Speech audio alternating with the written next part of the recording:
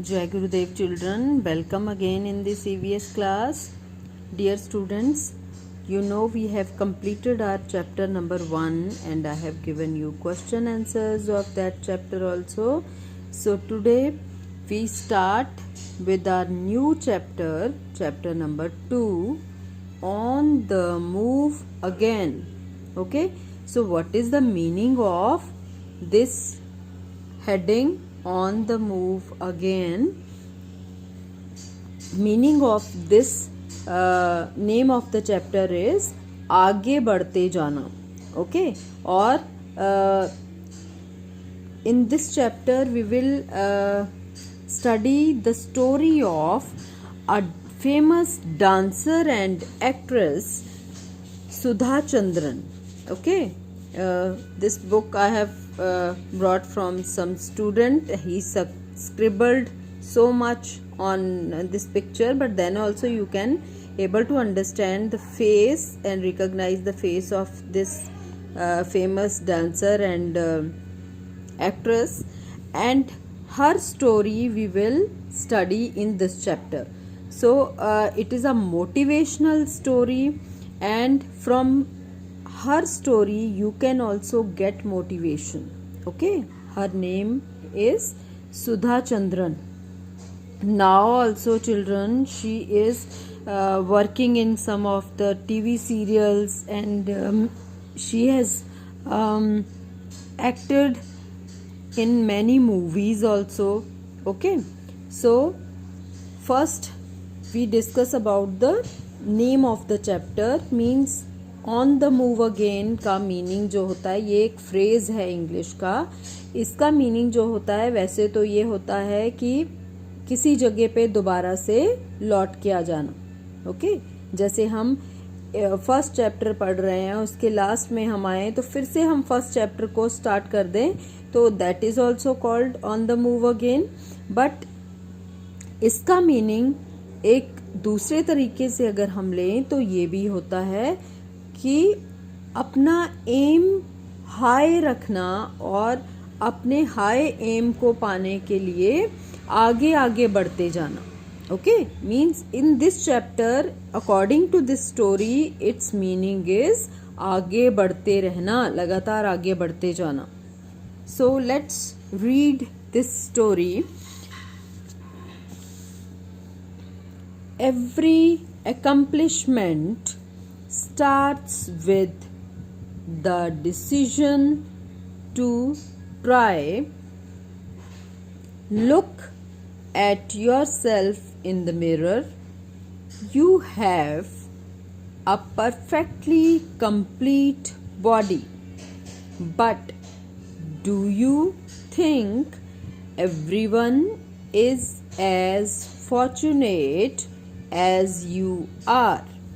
So children, in this paragraph they have written in the very first sentence they have written that every accomplishment होती है कि जैसे हमने जो life में सोचा था वो हम जब पा लेते हैं, उस गोल को हम अचीव कर लेते हैं. जैसे किसी ने ये सोचा हो कि मुझे डॉक्टर बनना है, तो वो अगर डॉक्टर बन जाता है अपनी लाइफ में, वो अचीव कर लेता है, तो उसको हम बोल देते हैं कि वो अकम्प्लिश हो गया अपने गोल में. ओके, उसने अकम्प्लिशमेंट को अटेन कर लिया.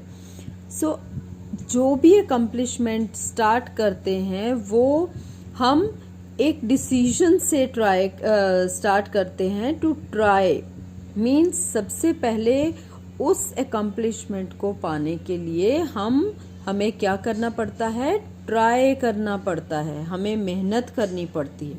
Okay, so after this they explained in these few lines which I have read just now that if you look yourself in the front of mirror, अगर आप मिरर के सामने, शीशे के सामने खड़े होके अगर आप अपने आप को देखो, तो आप देखोगे कि भगवान ने आपको एक कंप्लीट बॉडी दी है.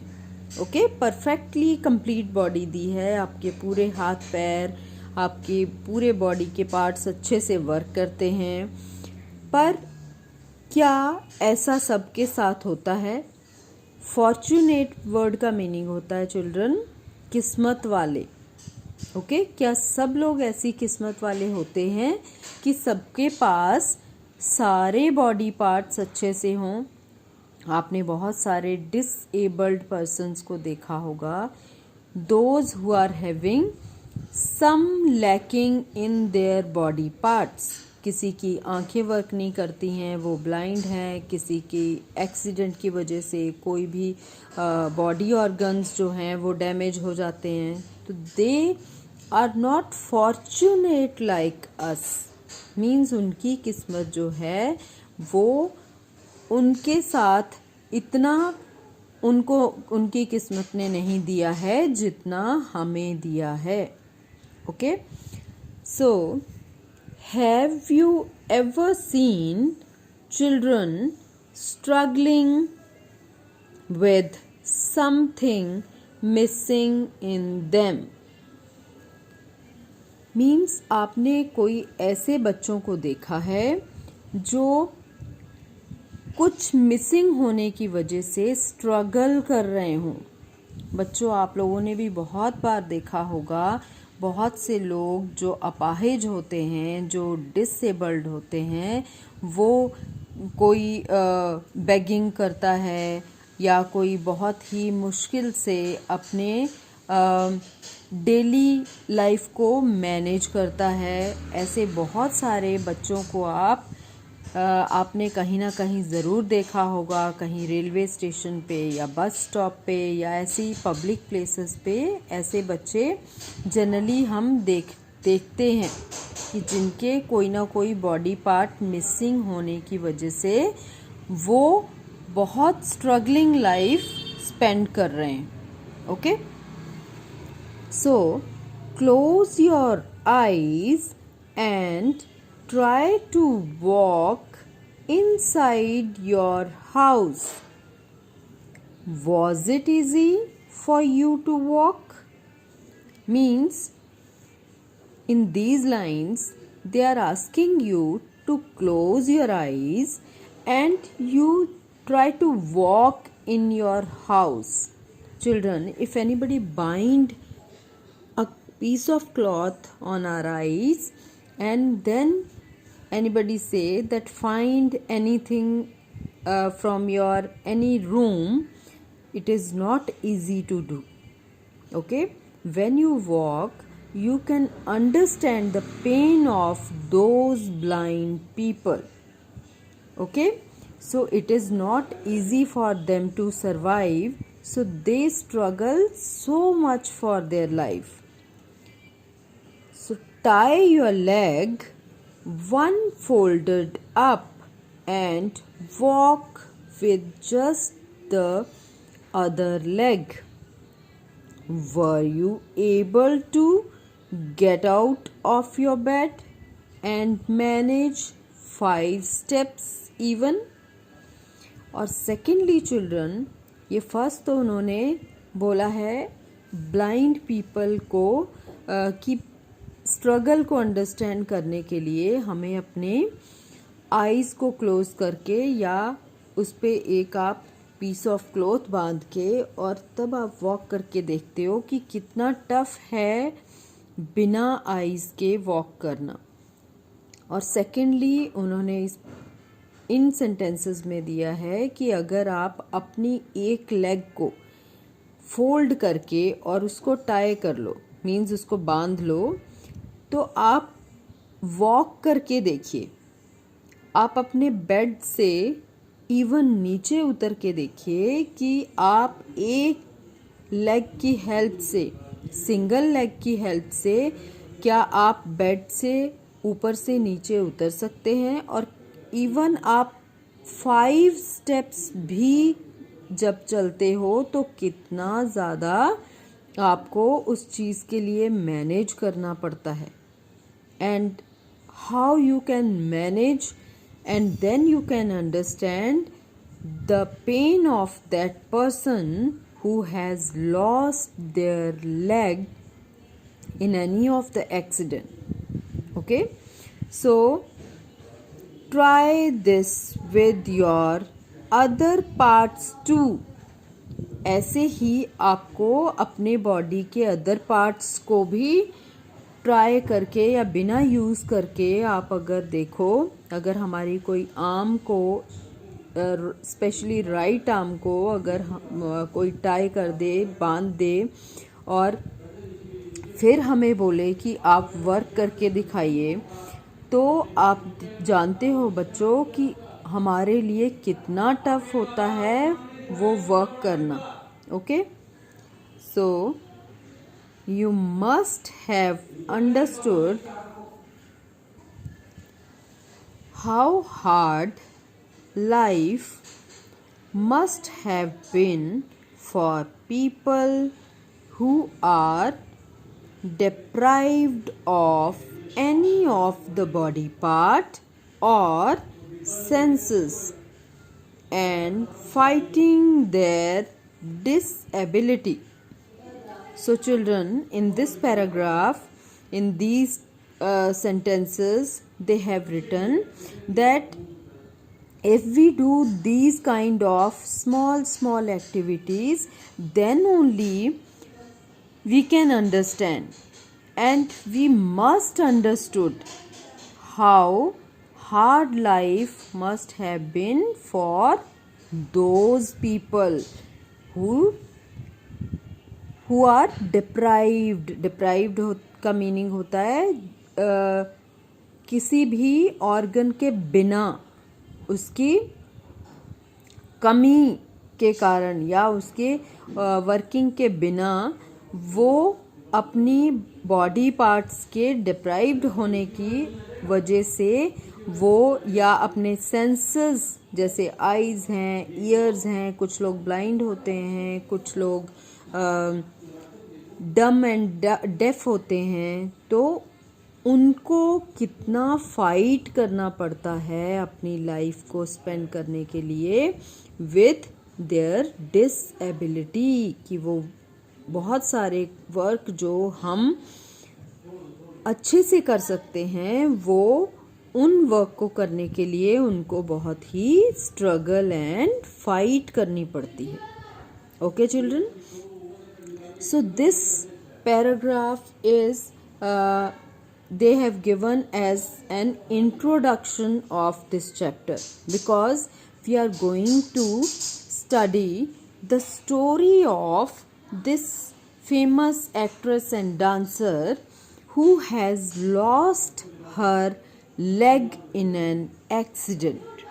Okay, so how struggling it was for her to become a successful dancer.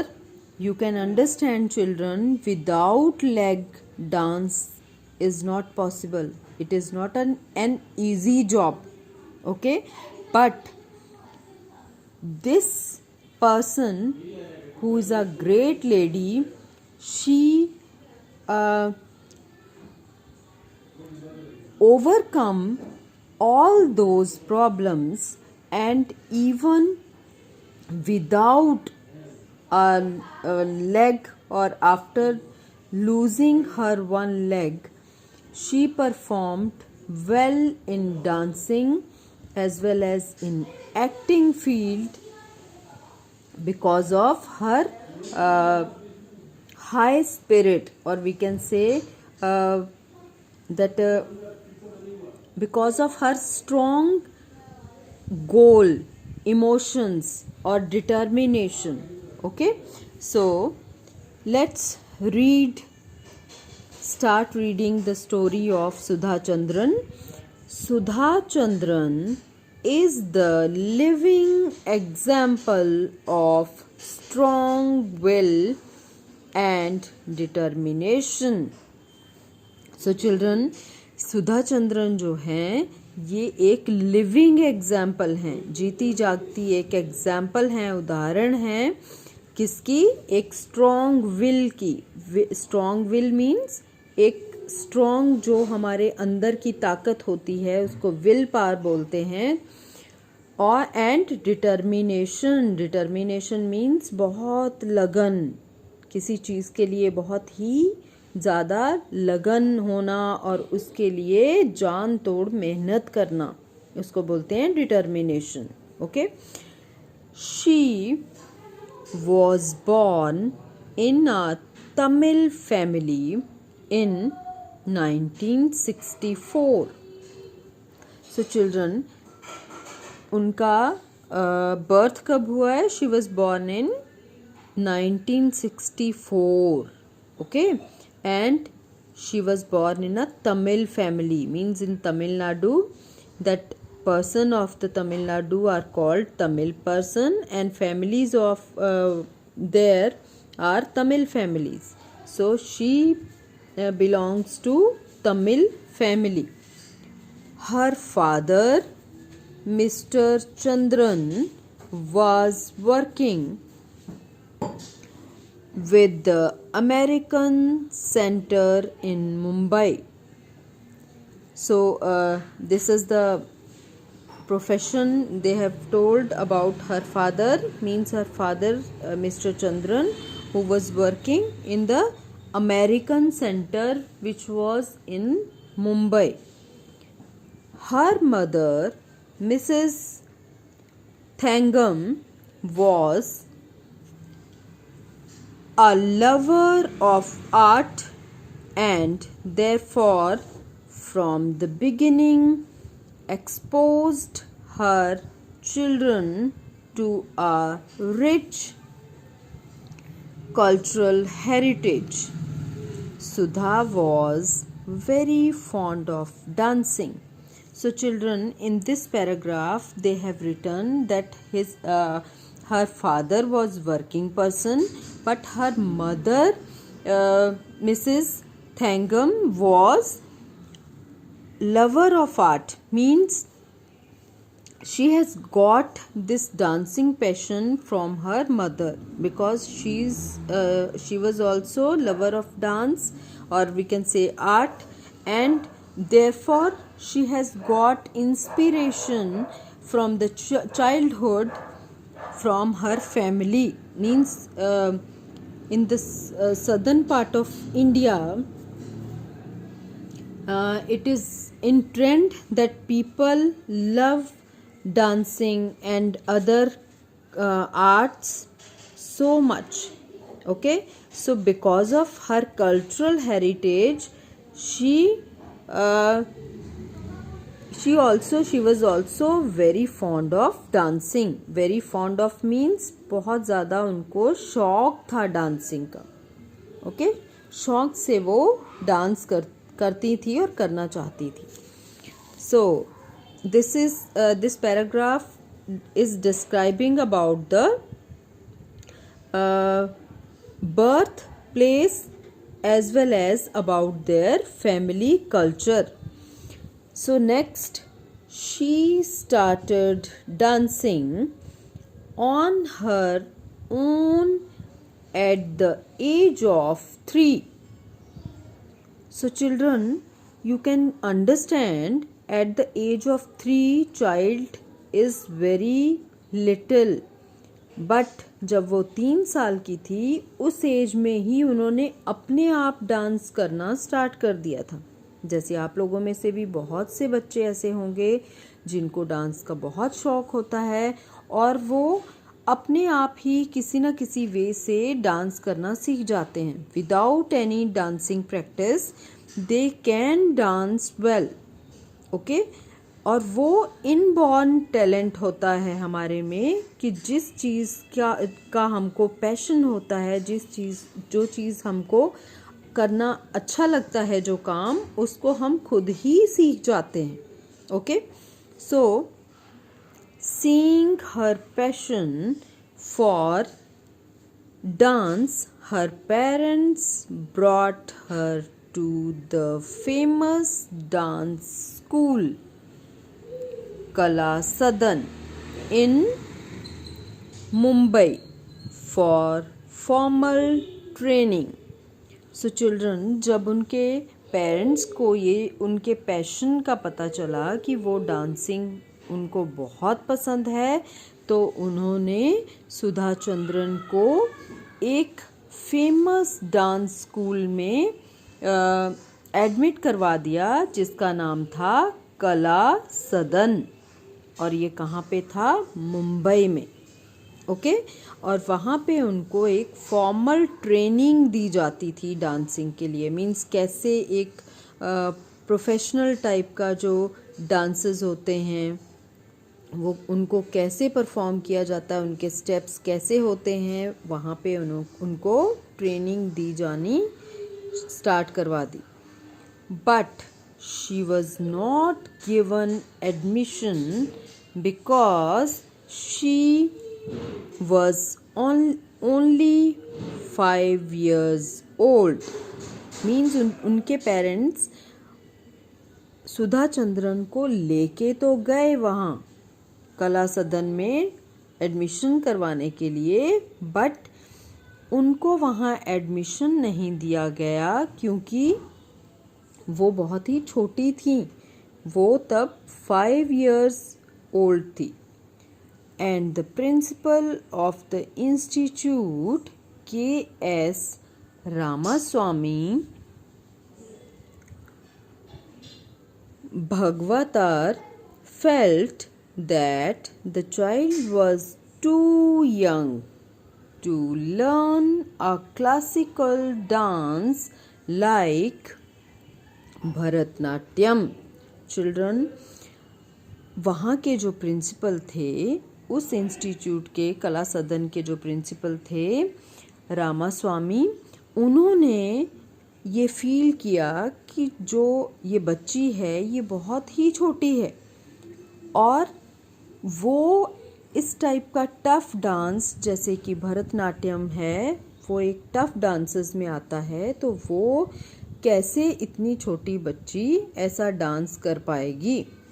So her father requested him to at least see the child dance once. फिर उनके फादर ने प्रिंसिपल से ये रिक्वेस्ट की कि please you see once how she dances. Okay the principal was surprised to see Sudha perform so beautifully and finally admitted her to the prestigious institution।